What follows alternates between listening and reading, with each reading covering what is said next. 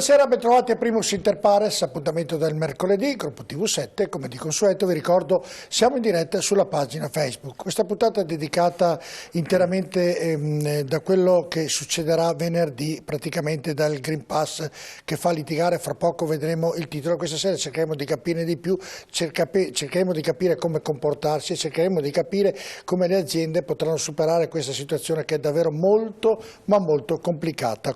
Inizio a presentare gli ospiti. Pietro Bern del Partito Democratico, grazie di essere con noi. Pietro, buonasera a tutti. Saluto Aldo Marturano, segretario generale del CGIL di Padova, grazie a Tonino Pipitone, Italia Viva, grazie a Patrizio Bertin, buonasera. Presidente Confcommercio Veneto, a Bruno Cesaro, imprenditore Progetto Nazionale, buonasera. E a Fabrizio Boron, consigliere regionale della Lega. Grazie buonasera. A tutti di essere qui. Prima di iniziare a fare la chiacchierata, la regia, eccolo qui il titolo, il Green Pass fa litigare, andiamo a vedere il servizio di apertura e poi cominceremo a discuterne. Go ganga, go ganga, go gangan ginga, ge go go go gangan gonga, ge go go go gangan go. La data è segnata in calendario già da tempo. Dal prossimo 15 ottobre entrerà in vigore l'obbligo del Green Pass per tutti i lavoratori, sia pubblici che privati. Una vera e propria rivoluzione, considerata dal governo fondamentale per prevenire nuovi contagi da coronavirus ed evitare i disagi e le chiusure dello scorso inverno. Ne saranno interessati 14.600.000 dipendenti privati, 3.200.000 dipendenti pubblici e 4.900.000 autonomi. Da venerdì quindi, per poter accedere al proprio luogo di lavoro, bisognerà attestare la vaccinazione anti-Covid, la venuta guarigione dall'infezione o la negatività a un tampone. Le verifiche spetteranno al datore di lavoro. Per chi non sarà in possesso del certificato scatterà l'assenza ingiustificata e quindi il blocco dello stipendio. Per le imprese con meno di 15 dipendenti, dopo il quinto giorno di assenza ingiustificata, il datore di lavoro potrà sospendere il lavoratore e sostituirlo per un periodo non superiore a 10 giorni rinnovabili per una sola volta, dunque per un massimo di 20 giorni. Tutto questo fino al 31 dicembre, data di scadenza dell'obbligo del Green Pass. Ho brevettato questo apparecchietto, permette, glielo applico e vedrà, lei guarirà. Go ganga, go ganga, go gangan ginga, ge go go go gangan gonga, ge go go go gangan go. Le sanzioni per chi sarà pizzicato a lavoro senza il certificato vanno dai 600 ai 1.500 euro per il lavoratore e dai 400 ai 1.000 euro per il datore di lavoro. La misura, fin dall'annuncio della sua introduzione, ha scatenato più di qualche polemica, soprattutto tra coloro che ritengono il certificato verde discriminatorio nei confronti di chi non si vuole vaccinare. A far discutere è anzitutto il costo dei tamponi. La fazione No Green Pass li vorrebbe gratuiti. Il governo ha optato invece per un prezzo calmierato, stanziando 105 milioni. Per gli adulti costerà 15 euro, 8 euro invece per i minori di 18 anni, fermo restando che per chi non può vaccinarsi per motivi di salute il test sarà gratuito. La validità del tampone molecolare sarà di 72 ore, quella del test antigenico rapido sarà di 48. Vada a casa e stia in silenzio per interi giorni 3. Go ganga, go ganga, go gangan ginga, ge go go go gangan gonga, ge go go go gangan go. E qui sorge un'altra questione. Solo in Veneto sono poco meno di 600.000, secondo le ultime stime, i lavoratori non vaccinati, che quindi potenzialmente dovrebbero sottoporsi a tampone ogni 2 o 3 giorni. I laboratori regionali però sono in grado di processare circa 50.000 test al giorno, a cui se ne aggiunge un contingente di 10.000 da parte delle farmacie. Il rischio allora è quello di paralizzare il sistema. Per questo il presidente Zaia ha proposto 2 soluzioni. Da un lato l'estensione della validità del test rapido da 48 a 72 ore, dall'altro l'utilizzo del tampone fai da te per dare la possibilità al singolo lavoratore di autosomministrarsi il test. Ancora poche ore, insomma, e per 23 milioni di lavoratori scatterà una rivoluzione che per il momento è accompagnata dalle polemiche. Ora le tolgo il nostro apparecchietto e vedrà, lei guarirà. La situazione è difficile, credo l'abbiamo capito tutti, l'avete capito tutti. Non so se ci sarà una soluzione, se c'è, mi auguro siano in termini regolari e legali, non quello che abbiamo visto a Roma, che poi ovviamente parleremo anche di questo.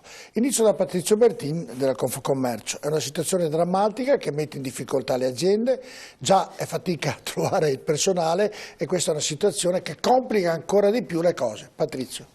Beh, come giustamente ha detto lei, direttore, noi abbiamo il problema del personale, trovare personale, quindi quando abbiamo una situazione come adesso che si presenta, che il Green Pass mette in condizione le imprese a fare tutta una scelta di controlli e fare tutto quello che insomma, è dovuto fare per legge, diventa molto complicato il nostro lavoro, perché prima di tutto, parlo delle aziende del commercio, dobbiamo prima chiedere il Green Pass a chi entra nei nostri negozi e soprattutto controllare i nostri dipendenti, però se uno non vuole vaccinarsi, noi abbiamo dipendenti che sono formati, che noi li abbiamo formati negli anni, gli abbiamo fatto tutto l'apprendistato, la scuola così, e trovarsi senza una forza lavoro per noi è un grave e grosso problema.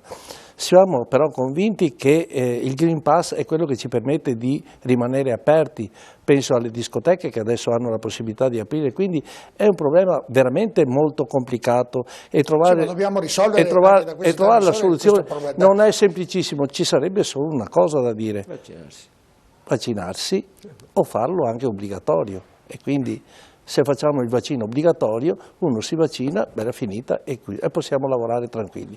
Questo non è possibile e quindi se la gente non si vaccina avremo un problema che si trascina nel tempo. Non lo risolveremo, venerdì vedremo il trasporto pubblico, il 30% di non vaccinati nel trasporto pubblico, nel trasporto privato. Abbiamo gente, tutti gli autisti sono tutti dell'est la maggior parte e non si vaccinano. Tornano a casa piuttosto. Quindi noi abbiamo proprio una questione di approvvigionamento che ci viene a mancare, oltre che nelle nostre imprese, nelle nostre aziende. Certo. È un problema molto serio. Antonino Pipitone, cosa ha sbagliato il governo nel fare questa scelta? Se ha sbagliato secondo lei, oppure se c'è una soluzione o se ci sono dei rimedi? Inizio da qui, poi possiamo intervenire tutti. Innanzitutto bisogna che ricordiamo sempre da dove arriviamo. Perché questo è il problema. Noi esattamente un anno fa, cominciavamo a chiudere l'Italia di nuovo per la seconda volta, bisogna che ci ricordiamo. Bisogna che sappiamo, lo dico anche da medico, che andiamo verso la stagione invernale, quindi gran parte della gente che stava all'aperto adesso starà al chiuso, andremo tutti nelle nostre attività lavorative, ricreative eccetera e quindi c'è il rischio di un aumento del contagio esponenziale, potrebbe esserci. Cosa ci ha salvato quest'anno e cosa ci sta salvando adesso? La vaccinazione. L'80% dei cittadini sono vaccinati, in alcune regioni tipo il Lazio sono già al 90%. E quindi questo è il salvacondotto che ci sta consentendo di, come diciamo sempre, convivere con il virus. Allora, cosa ha fatto il governo? Ha fatto una scelta che hanno fatto anche tanti altri paesi, ma a noi non interessa gli altri perché l'ha fatto la Francia, la Spagna, l'Inghilterra, l'America, lo sta facendo l'America proprio in queste settimane, di mettere dei limiti. Ha trovato una strada per consentire alle attività di poter lavorare, sapendo i problemi che ci sono, perché i problemi che avete detto sono reali, che ha detto Bertini, che ha detto lei, direttore, cioè sono assolutamente reali, però questa è la strada per cercare di uscirne fuori, quindi cercare di spingere anche la gente a vaccinarsi. Però è vero, però è anche non puoi dire a uno tu non vai a lavorare se non ti fai il vaccino. Scusa un attimo, non è che l'80% che si è vaccinato, la stragrande maggioranza di lavoratori in un'azienda che è vaccinata sono degli stupidi e i furbi sono quella minoranza, ora voglio dire che non si vuole vaccinare, bisogna che cioè chi si vaccina si assume anche la responsabilità di tutelare gli altri. Se oggi abbiamo un abbattimento impressionante dei contagi e dei morti, che comunque oggi sono altri 39, l'altro ieri 49, tanto per gradire, quindi c'è sempre una percentuale importante di persone, abbiamo gente in rianimazione tutti non vaccinati, solo per questo piccolo inciso. È evidente che non è che una minoranza può condizionare il mondo, noi ci stiamo giocando una partita importante, è una cosa a tempo tra l'altro, noi speriamo che nel giro di qualche mese si riesca a debellare totalmente questa pandemia e quindi anche queste norme potrebbero, e speriamo che siano limitate e possibilmente ridotte, però è chiaro che bisogna darci delle regole. Allora, la regola qual è? È vero, diceva Bettini, non hanno messo l'obbligo vaccinale, ma questo per alcune categorie, la mia categoria, noi abbiamo l'obbligo vaccinale.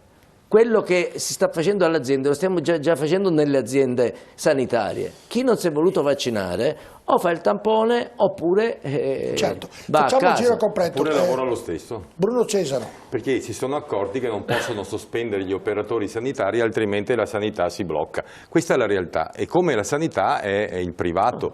Prima Pipitone diceva, probabilmente si è confuso, parlava di questo Green Pass che l'hanno fatto anche molte altre nazioni. Io lo considero un'infamia antidemocratica. E l'unica nazione che ha attuato il Green Pass per quanto concerne il lavoro privato è l'Arabia Saudita. Cioè noi ci siamo allineati. Allora, Pipitone, guarda, io ho tanti difetti, faccio a volte litigo con la parola democrazia, però quando dico delle cose è perché ne sono certo. Allora, siccome mi sono documentato, se dico delle cose sono vere. Nel privato attualmente c'è solo l'Arabia Saudita. Noi ci siamo allineati a questo paese che è fulgido nelle sue espressioni democratiche e liberali. Ricordo ai 2 o 3 che non lo sanno che se una donna guida l'auto in Arabia Saudita viene arrestata. Ecco, noi siamo come l'Arabia Saudita. Io considero una sciocchezza enorme il Green Pass, ma non io, che non sono come te medico, no? Però tuoi colleghi hanno definito il Green Pass come una misura surrettizia per far vaccinare la gente. Questa è la realtà.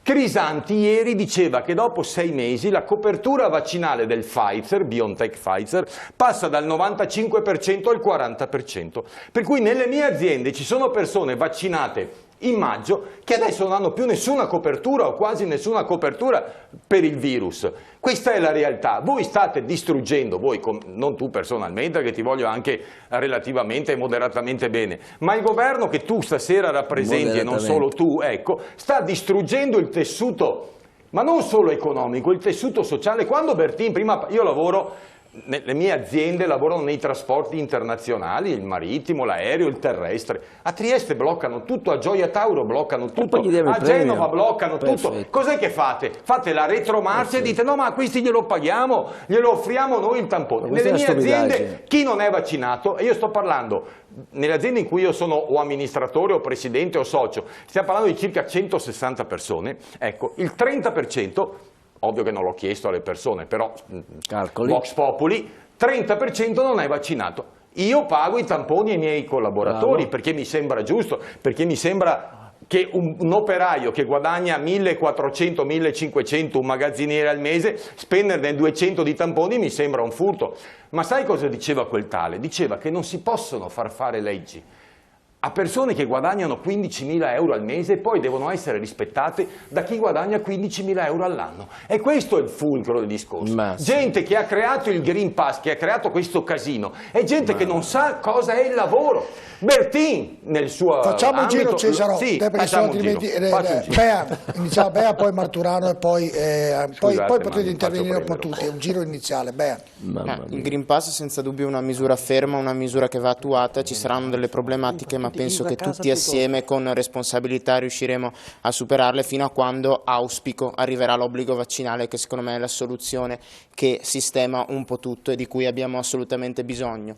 C'è da dire che sì, magari il Green Pass sarà solo in Italia, però solo in Italia abbiamo una minoranza di... Bertin, scusa perché il microfonato si sente. Solo in Italia abbiamo una minoranza di Novax così bellicosa, intrisa anche di fascismo, che si permette di attaccare la sede del più grande sindacato confederale di cui qui oggi abbiamo un rappresentante. Poi ne parleremo, quindi forse bisogna prendere misure così ligie, così doverose, così ferme, anche perché abbiamo un numero per l'appunto molto ridotto di persone che non vuole vaccinarsi e che tiene in ostaggio il paese.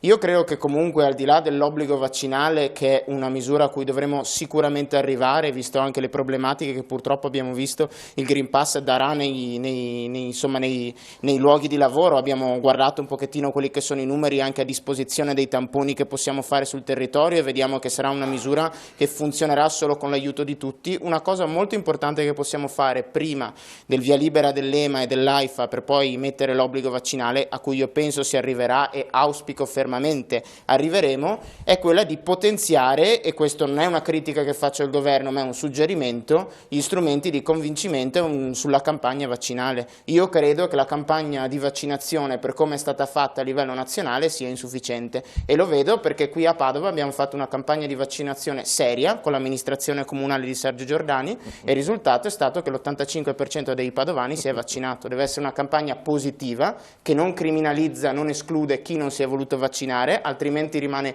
preda proprio di quei violenti che hanno assaltato la CGIL per l'appunto sabato scorso. Deve essere una campagna inclusiva, fatta di immagini positive, e se noi facciamo cose di questo tipo, secondo me incrementeremo sempre di più il numero di vaccinati, e se noi andiamo a incrementare il numero di vaccinati, chiaramente il Green Pass non è più un problema. Ho capito, però questo è il problema, che bisogna vaccinare. Fabrizio Moro, il governo ha sbagliato qualcosa in questa presa di posizione del Green Pass, secondo lei? Ma io ritengo che la misura del Green Pass, così come è stata fatta, è sbagliata, no? È sbagliata per un motivo semplicissimo. Beh, si parla di Padova e qui siamo a Padova. È da più di qualche mese che ci sono manifestazioni di non Green Pass nella città, e questo valeva fino a quando, insomma, il Green Pass aveva come unico obiettivo, che ne so, il fatto che non puoi andare al ristorante o il fatto che non puoi andare liberamente su un bar o su un locale pubblico, ma non ha mai creato grandissima tensione. Quando è che si è acuita la tensione? Quando nell'ultimo decreto è stato messo il Green Pass sul mondo del lavoro. Perché mentre per andare in pizzeria, andare a mangiare fuori è qualcosa di evolutivo, è qualcosa che uno può fare, non fare, no, non è mica obbligatorio. A lavorare è obbligo, quello è il vero obbligo che c'è. Perché almeno che uno non sia un possidente e possa vivere della sua eredità o del suo patrimonio, deve andare a lavorare tutti i giorni per guadagnare da vivere a sé e alla sua famiglia. Dov'è il problema in tutto quello che è nato? Secondo me nella mancanza di coraggio, allora giustamente no, di un governo che non ha posto l'obbligo vaccinale. Se ritieni che l'unica soluzione è il vaccino, fai l'obbligo vaccinale e hai risolto qualsiasi dubbio, qualsiasi problema. Secondo lei? Ma lo sa il medico perché non l'hanno fatto, lo sa il medico perché non l'hanno fatto, perché ci vuole un'autorizzazione e l'autorizzazione arriverà nel 2023. Questo è il problema. Quindi, non essendo autorizzato dagli organi, dall'organo europeo all'organo nazionale, EMA e AIFA, non lo puoi rendere obbligatorio, funziona così, è un meccanismo burocratico, legislativo burocratico, tanto che... È così o no? È una scelta politica, voglio dire, l'hanno messo obbligatorio per la sanità, scusa, l'hanno messo obbligatorio per la scuola. Posso finire? L'equivalente Io vi ho ascoltato in religioso, già mi ha chiesto risposta. Il vaccino. Ho ascoltato in religioso silenzio. In religioso silenzio, ascoltate. Sì. Bene. È una questione burocratica. Non puoi rendere, non politica, non puoi, diciamo, rendere attuativo un farmaco, mettiamolo così, se non è approvato in via definitiva. In questo caso deve essere una scelta politica. Certo che deve essere una scelta politica. Qualcuno deve prendersi la responsabilità però per fare una scelta politica, no? Perché mentre un farmaco diventa commerciabile quando EMA, AIFA lo ha ovviamente autorizzato, diventa una scelta politica, oltre a quello che è il meccanismo che ci siamo dati per l'autorizzazione dei farmaci, diventa, ovviamente salta il meccanismo nel momento in cui vai oltre, fai un DPCM, no? Siamo stati abituati ai DPCM, che imponevano qualsiasi cosa, addirittura la chiusura in casa. Perché non c'è stato un DPCM, un decreto per imporre anche l'obbligo vaccinale? È la domanda che io mi pongo. Lo chiede al suo segretario. È la domanda, io so che il vaccino è partito, io so che il vaccino, io posso continuare con te a dirti del tuo segretario finché vuoi, poi se siamo qui non a è parlare contrario all'obbligo vaccinale il mio segretario. Per spiegare a chi ci ascolta da casa è una cosa, poi ma appunto se lo vuoi dica parlare tu e farci ascoltare il tuo verbo risoluto che sa tutto, stiamo anche ad ascoltarti. Stiamo anche ad ascoltarti.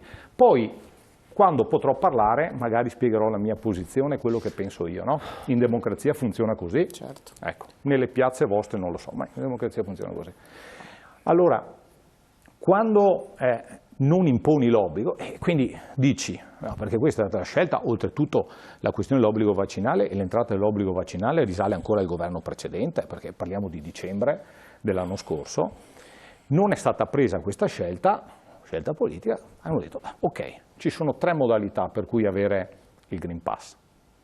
Uno è il vaccino, Uno è il tampone e uno è la guarigione. Certo. O l'esenzione dalla vaccinazione.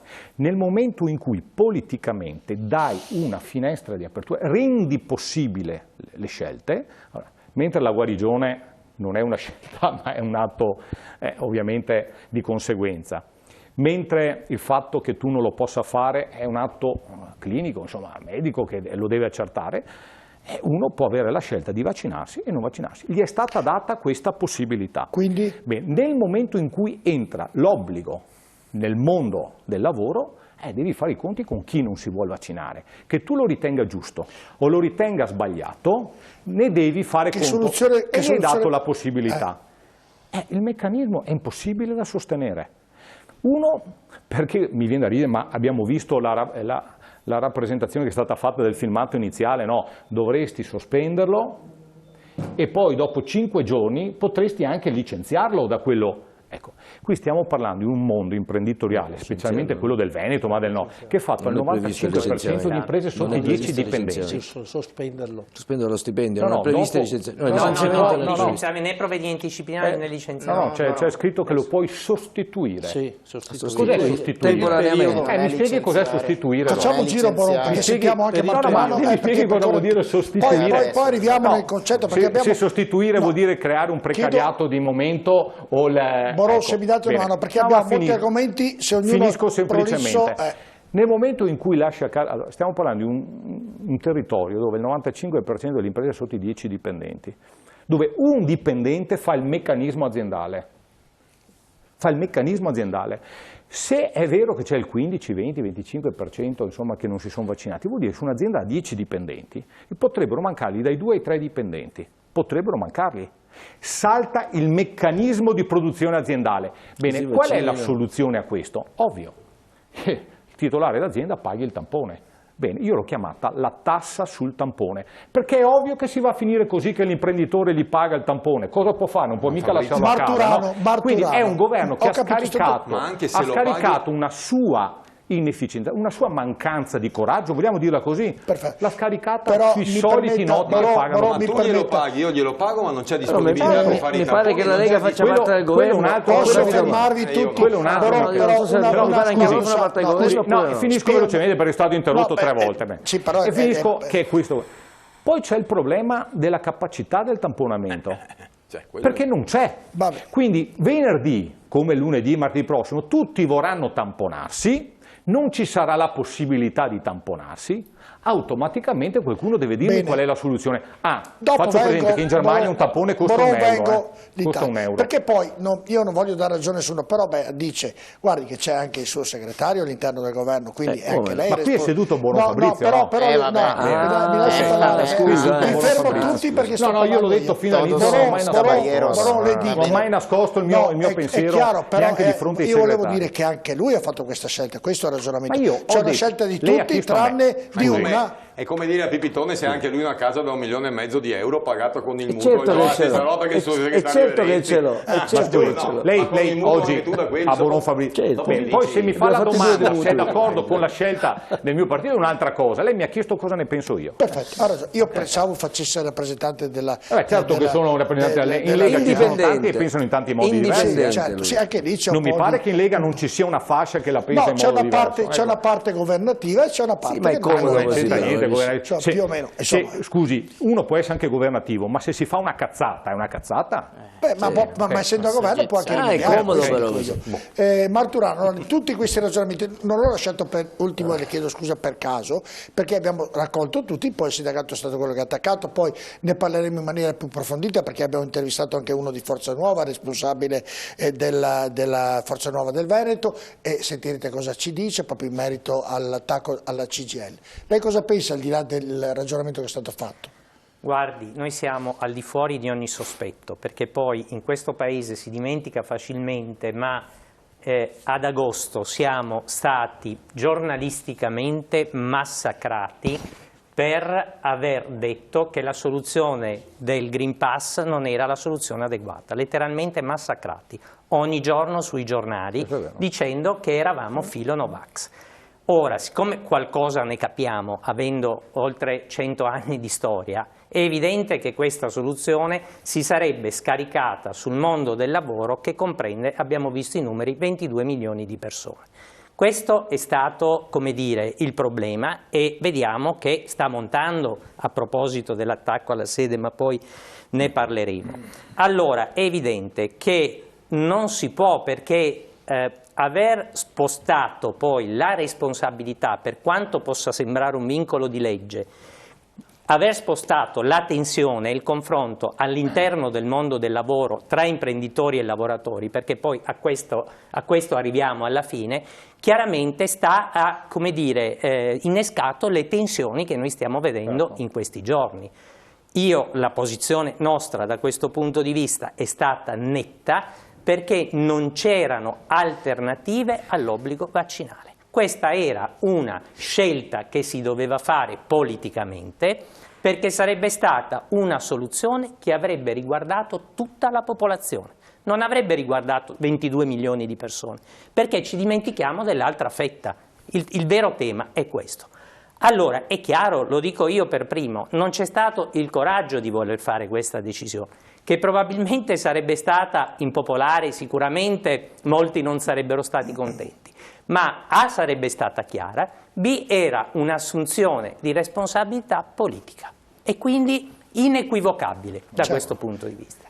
Poi l'obbligo vaccinale, attenzione, non è una questione, perché è chiaro che dietro ci devi dare anche una lettura politico-sindacale, ma a me fa specie che in questo anno e mezzo, voglio dire, io ho vaccinato mio figlio di 4 anni, non è che siamo tutti, ci abbiamo pensato 10 volte prima di vaccinarlo, quindi è evidente, no, che le domande te le poni, ma se non entri in una logica che ti devi fidare di chi comunque ti governa e ti devi fidare anche della scienza che delle indicazioni te le dà, e quindi percorrere quella strada che non ha alternative. Perché a me fa specie, ci siamo dimenticati che stava collassando l'economia. Mi scusi, finisco il pensiero.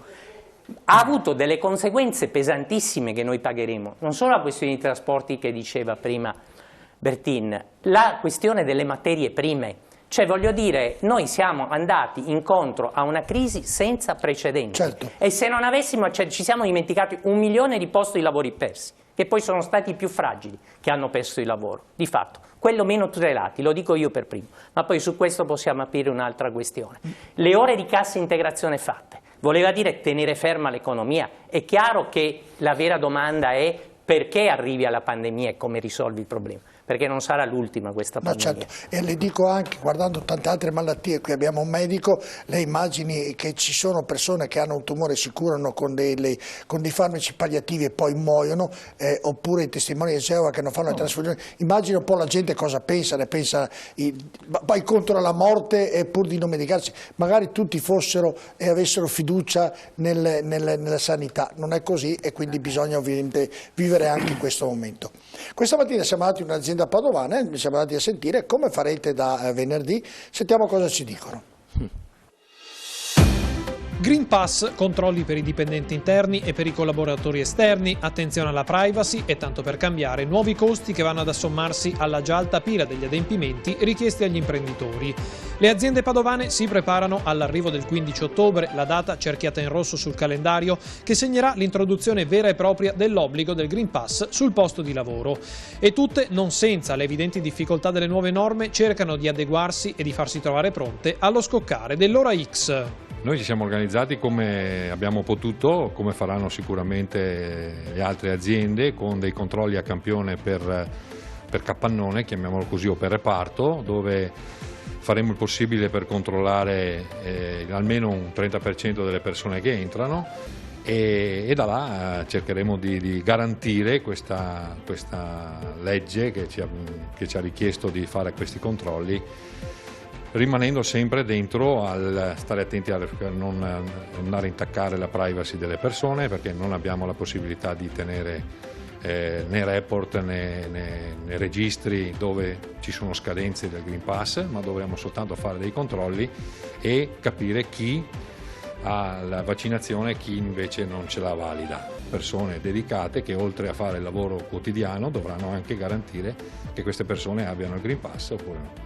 Nel caso trovassimo qualcuno che non ce l'ha, altro adempimento molto importante, bisogna venire dentro gli uffici del personale, fare dichiarazione alla prefettura con la comunicazione della persona controllata che non ha il Green Pass e dalla parte tutta quanta la procedura per la possibilità della persona di non venire a lavorare. Ecco. Un compito non facile per le aziende, soprattutto quelle di dimensioni medio-piccole che non possono permettersi di mettere in piedi massicce strutture di controllo.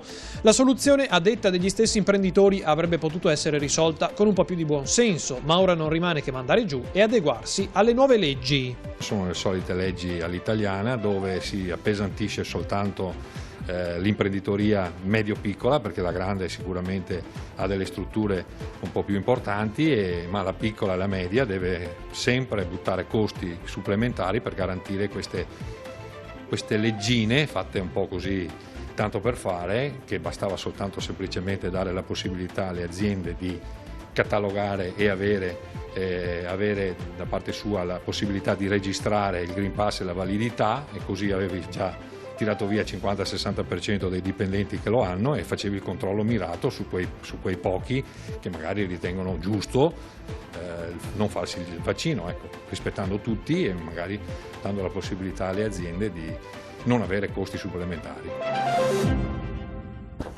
Allora, avete visto il servizio, avete visto Berti, prima della pubblicità. Lo chiedo a lei perché non fa parte un po' della politica. Non è che nemmeno di fronte alla sanità i nostri partiti e la nostra politica non è unita? Lo trovo una cosa davvero vergognosa, perché io capisco altre problematiche di un paese, problematiche pesanti, economiche, ma sulla sanità io mi auguro, sul corpo, sulla vita delle persone, almeno lì si dovrebbe trovare un'unità di intenti. Bene, nemmeno su quello riusciamo a trovare un'unità di intenti, senza fare tante prove, ma lo trovo davvero una cosa, nel 2021-22, quello che siamo, una cosa vergognosa. Vede direttore, noi l'abbiamo vissuta quando c'è stata la pandemia e si era a casa e guardavamo la televisione e vedevamo i virologi, non c'era una posizione netta da parte di nessuno, uno diceva il contrario di tutto e quindi questo ha scatenato tutta una serie di... C'è stata una brutta comunicazione. Bruttissima, bruttissima. Dal punto di vista proprio comunicativo abbiamo toppato alla grande, abbiamo visto gli scontri che c'erano in televisione, quindi nessuno può negarlo. Li abbiamo avuti tutti qui. E quindi appunto... I più importanti d'Italia esatto, sono venuti tutti qua. Quindi posizioni diverse, creando panico e scompiglio proprio dal punto di vista anche di garanzia, di cosa mi iniettano, cosa... Ognuno si è fatto la sua idea e siamo arrivati al dunque adesso. Adesso sembra che il Green Pass sia il passaporto per poter lavorare, vivere, muoversi e fare tutto quello che si può fare. Tante imprese, l'ho detto anche prima, hanno aperto grazie al Green Pass. No, mi domandavo a livello politico se era un discorso che andava di là, poi ritorneremo ovviamente. Dico, per la sanità, per la nostra salute, se non siamo uniti, se il nostro governo e in generale dico, non è unito nemmeno su questo, la cosa è davvero preoccupante. Pensi alle imprese come possono reagire su una situazione così. Poi difatti Boron mi faceva cenno della scritta che abbiamo del sottopancia che abbiamo messo nell'intervista che abbiamo fatto all'azienda che siamo andati questa mattina. Rimanete con noi e tra poco.